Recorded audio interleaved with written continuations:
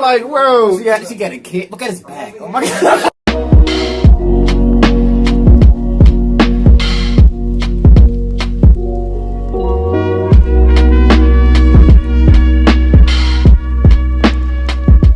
Hey, what's up, y'all? Welcome back to another reaction. This is Patrice O'Neal. You Can Talk. Yeah, I think this is like pretty much as a mashup of some of his older stand-up. Some of these you might have already seen before, but starting from this first clip, I don't think we've actually reacted to this one. Him in his yellow shirt. I think I've seen like a little bit of this by myself somewhere. There's not really a whole bunch of Patrice O'Neal clips floating around out there. I mean, there's a lot of audio stuff from him being on like Opie and Anthony and radio and stuff like that. If you guys are interested in that stuff, you can react to more of that, you know. Patrice O'Neal, he's a funny guy. I think he's one of my favorite comedians. Definitely up there with Bill Burr and all them other guys. Too bad he passed away before all this happened, because I feel like he could have been a wrecking ball for a lot of you dumb and the shit. Especially like TikTok. TikTok, cancel culture. I feel like if he was here, cancel culture wouldn't be a thing. I can't necessarily say it wouldn't be a thing, because there's still a lot of guys out there who still speaks their mind. He was just a comedian. It's not like he was some. No, but like he'd have probably been like Kevin Hart's level. You know? Oh yeah, I don't know, because it was just he was too. He might have been bigger. People talked about that. Kevin Hart and Joe Rogan talked about it. Like he was just too real. He was too authentic sometimes, and like, he never compromised for anything. It didn't matter what company it was. Who it would give HBO $20 million, but you just can't joke about this. He's like, well, I can't joke about that. I can't do it. He'd be like, okay. Yeah, like I feel like he could have made it to a level, but he was just so real to himself. I think another reason he was like that because he knew he was dying anyway. So maybe if he wasn't dying, he would have been a little different with his comedy, but he still would have been like harsh, like maybe like a Bill Burr type. I don't know. I mean, he definitely would have been the top of his game. Kevin Hart definitely was able to take advantage of him not being here. I don't want to say take advantage because they were friends, but you know, him not being here. I think that kind of put the spotlight on him. You know, where's he from? I don't know where. A lot of them guys, they just came up in New York together. You know, they traveled around and then they eventually met up in New York. And they was at the, I forgot what they call it. Joe Rogan talks about it all the time, but yeah, it was like this old comedy cellar that a lot of them guys used to do their sets at back in the day. Like now they're all like huge and millionaires. That's why, like, if you start now, man, you don't know what you can be doing like 20, 30 years from now, man. It takes time. Not everything's gonna fall into your lap immediately after high school. Let us know if you want to see more Patrice O'Neal. Hit that like button, subscribe, and share. Want to hop right into the video. I would like a good amount of energy for this next gentleman. I think you guys all know who he is. He is one of my closest friends. He's one of the funniest guys in the country. You know him and you love him. The great Patrice O'Neal.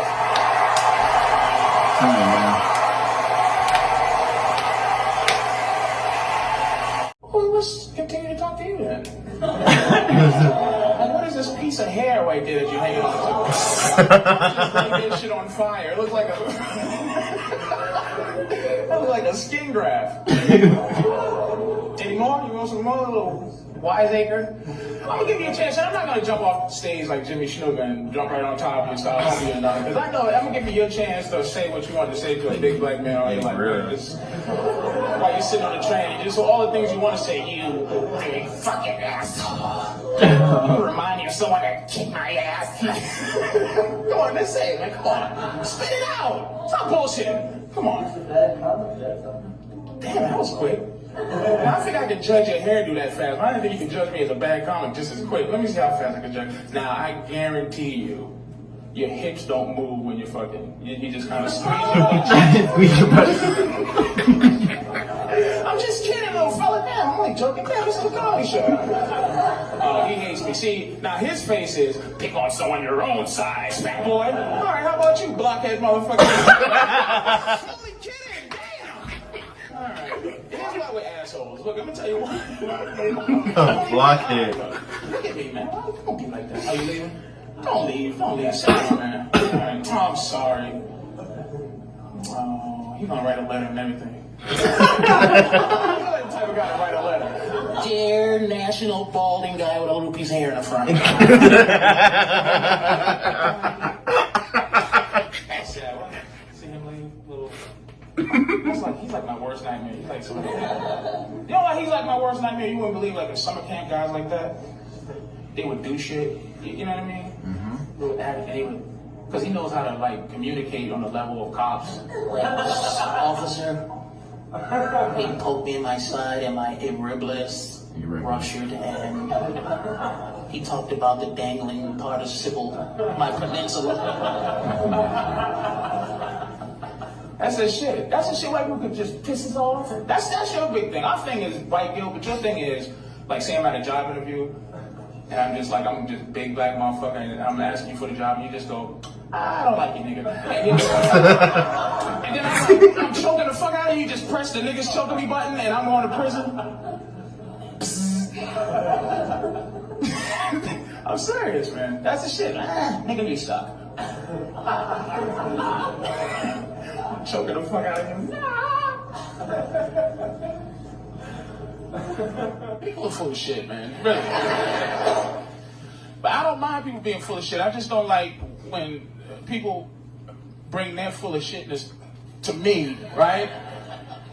And try to make me feel uncomfortable how I'm full of shit, to make me full of shit like them. So they feel more comfortable about how full of shit they are. You understand what I'm saying? I didn't really understand myself, but I know somebody understood what I'm talking about. His people, just be honest. That's all I'm asking. Like I was on a train and the train stopped. It was during like rush hour.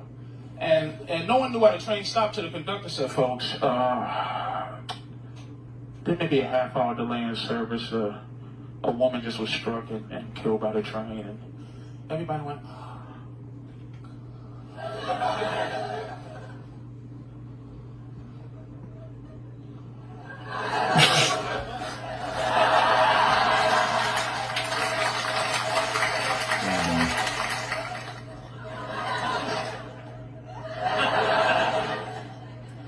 sitting there, why don't you just be honest and do what you want to do and go, oh my God, this dead bitch is holding up.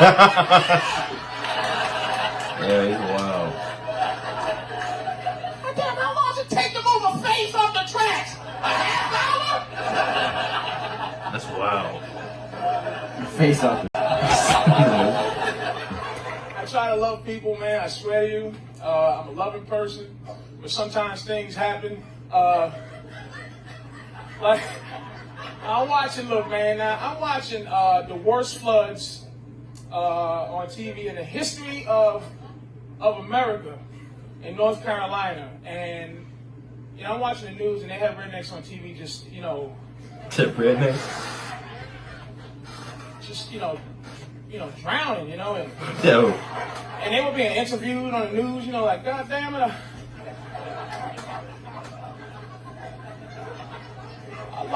I lost everything. Sound like George Bush. We tried to stack sandbags without each other.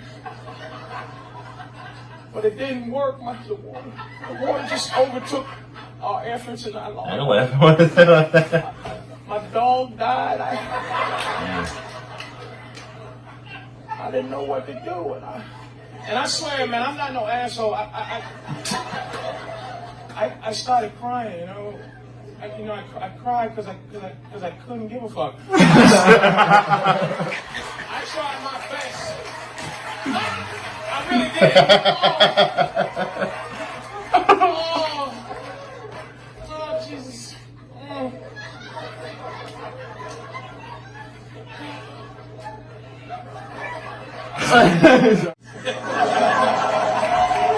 Do we have any more space in our That's a clap.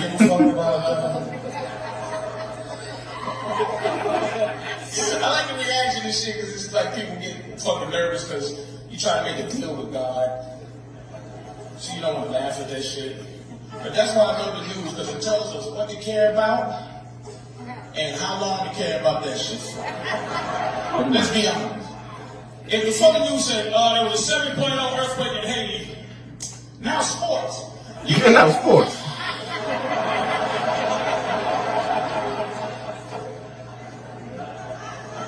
I don't give a fuck.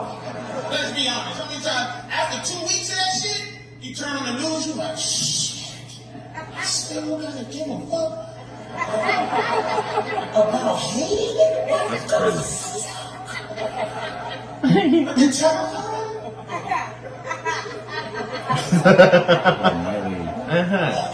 I never gave a fuck about anything. What the fuck you mean? Have it on one, so I can fucking turn if I want. Don't have it on every. If you don't have it on every channel, you should have a motherfucker on the next channel going, oh, nigga, you turn from the fucking Yeah, this dude's hilarious. Oh yeah. Fucking Patrice O'Neal, man. He's that like raw comedy like we need right now. Yeah. I mean, there's still a lot of guys out there who get that raw comedy. But just not like to this extent.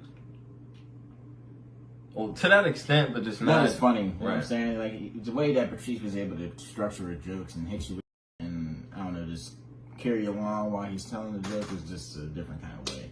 I don't know, man. That's just why you see that he's like a lot of the blueprint for a lot of the way he's acting and doing their sets and a lot of that other stuff. Like, you see his influence everywhere. I mean, it's in Instagram, TikTok, YouTube, the comedy world. Everywhere. Still on TikTok. You know what I'm saying? But yeah, let us know if you want to see more Patrice and doing that in the comments. Hit that like button, subscribe, and share. Remember the 10K. I'll see you next time. Peace.